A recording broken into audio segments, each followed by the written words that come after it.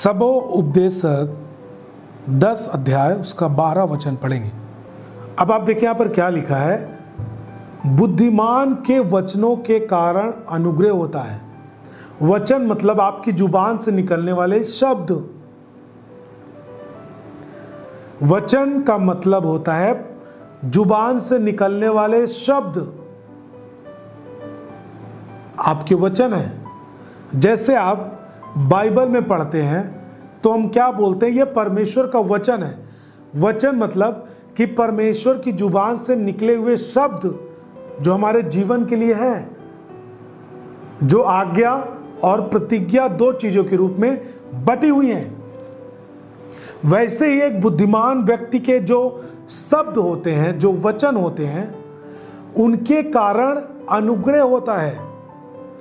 परंतु मूर्ख की बातों के द्वारा, मूर्ख के वचनों के द्वारा नाश होते हैं। कौन?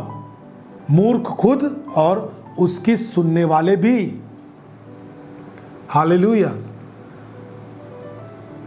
यानी आप जहां पर बोलते हैं वहां पर कुछ ना कुछ काम होता है, कुछ ना कुछ चीजें पैदा होती हैं।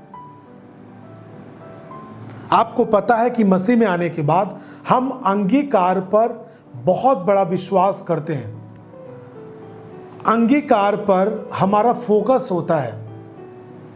कोई भी वचन हो, जैसे मान लीजिए भजन संहिता 23 में लिखा है कि यहोवा मेरा चरवाहा है, मुझे कुछ घटी न होगी, तो हम इसे अंगीकार करते हैं, अपनी जुबान के द्वारा बोलते हैं। क्यों?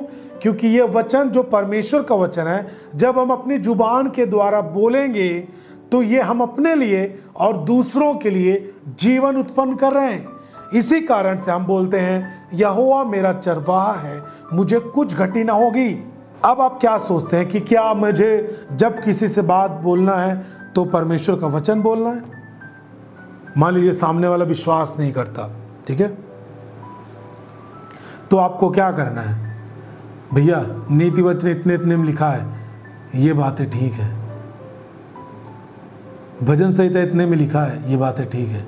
बोलेगा भैया भजन संहिता क्या है यार, तुम बोल रहे हो, नीति वचन क्या है? लेकिन जब आप अन्य जातियों, अन्य लोगों के बीच में, जो प्रभु को नहीं जानते, जो जवानों के बीच में आप रहते हैं, परमेश्वर के वचन को ही आप अपनी, जो आपके पास आत्मा है, उसमें जब ले करके आप उसे इस तरह लोगों के सामने प्रस्तुत करते हैं, एक बुद्धिमान व्यक्ति ठहरता है। वो बोलेगा परमेश्वर का वचन, लेकिन वो लोगों को समझ में आएगा कि इतनी भली बातें इसके अंदर से कैसे आ रही हैं। एक बात, अब जब मैं भली बातें करना शुरू कर रहा हूं, जब हम बातें कर रहे होते हैं तो कभी कभी हम नहीं बोलते कि वचन में ये लिखा है, लेकिन हाँ, वो वचन जो चीजें उत्पन्न कर रहा है मेरी बुद्धि में, मैं उसे जब लोगों को बोलता हूं तो बोलते हैं हाँ ये बहुत अच्छी बात है, समझ की बात है, सही है। कहीं यात्रा करते समय कुछ लोग मिल गए, तो उनमें बुद्धि की बातें जो परमेश्वर ने दी है वचन, उसको हम, एक बुद्धिमान व्यक्ति हैं तो उसको एक अच्छी तरह इस्तेमाल करेंगे।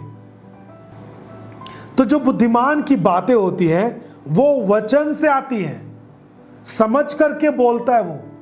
और जब बुद्धिमान व्यक्ति बोलता है तो अनुग्रह होता है सुनने वालों पर। लेकिन जब मूर्ख व्यक्ति बोलता है तो उससे क्या होता है? नाश उत्पन्न होता है। अब एक बात बताइए, एक मूर्ख आदमी कितनी भी बड़ी बड़ी बातें करे, भली बातें बोलते बोलते उसका टाइटल गाली का शब्द, दे दनादन, दे दनादन, दे दनादन, हर शब्दों पे दे दनादन, दे दनादन, ऐसे हो जाए, वैसे हो जाए, ये हो जाए, वो कर दे, ये कह दे, दे दनादन, दे दनादन, पूरा एकदम चेंज कर देते माहौल है। और करते बहुत बड़ी बड़ी बात, हमारे देश के युवा ये करें, हमारे देश के लोग ये करें, हम ये करके दिखाएंगे, और दे दनादन, दे दनादन।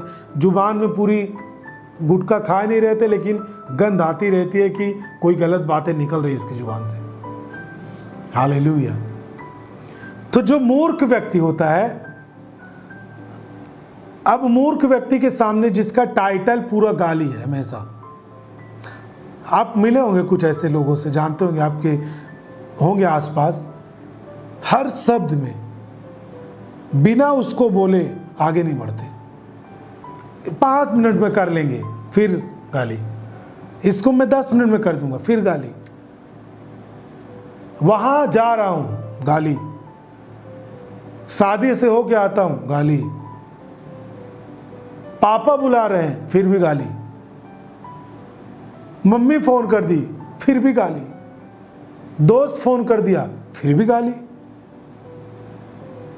तो गंदी बात आपकी जुबान से कॉन्टिन्यू लगातार बक से निकलती रहती है, वो आपका दिनचर्या बन चुका है। और यही चीजें आपकी बुद्धि भ्रष्ट की है। आपकी गिनती बुद्धिमान में नहीं, आपकी गिनती मूर्खों में होती है। हालेलुया। तो जो व्यक्ति मूर्खों की सुनेगा, वो भले उसकी गाली जो टाइटल पे हर शब्द पे आती है ना, सेम नहीं आएगी, सेम नहीं सीखेगा, कुछ अपना अलग टाइटल बनाएगा, लेकिन बना लेगा। वो अंग्रेजी वाली बनाएगा तो वो हिंदी वाली बना लेगा। तो ऐसे करके लोग, युवा लोग अपने बुद्धि को और अपने जीवन को लोगों के सामने मूर्ख प्रस्तुत करते हैं। लेकिन जो बुद्धिमान व्यक्ति होता है, उसकी बातें सुनकर लोग सुनने के लिए बैठ जाते हैं, और जब लोग सुनते हैं उन पर अनुग्रह होता है, लोग बचाए जाते हैं, लोग अच्छी बातों की ओर खींचते हैं। तब देखिए परमेश्वर कितना आपको बरकत देता है। हालेलुया। यही अंतर होता है एक बुद्धिमान और मूर्ख व्यक्ति की जुबान में। बुद्धिमान व्यक्ति की जो जुबान होती है, उसको जब भी खोलने का अवसर मिलता है, और जब वो खोलता है तो जीवन उत्पन्न होता है। लेकिन जब मूर्ख व्यक्ति की जुबान खुलती है तो लोग नाक दबाते हैं, कान दबाते हैं, अरे यार ये कितना, थोड़ा दिमाग नहीं है क्या इसके पास। तो बाद में सोचता है, अरे यार मुझको इतने लोगों के बीच में नहीं बोलना चाहिए। अरे मैं आपको बोलता हूँ, इतने लोगों के बीच में नहीं, अकेले में भी नहीं बोलना चाहिए आपको। क्योंकि आपकी जुबान जो कुछ बोलती है वो आपकी मूर्खता और बुद्धिमानी एक चीज दर्शाती है। मृत्यु और जीवन एक चीज को उत्पन्न करती है। जो इसका इस्तेमाल करना जानता है वही इसका फल पाता है। तो आप किस तरह इसे इस्तेमाल करना चाहते हैं, यह आपके ऊपर निर्भर करता है। हालेलुया।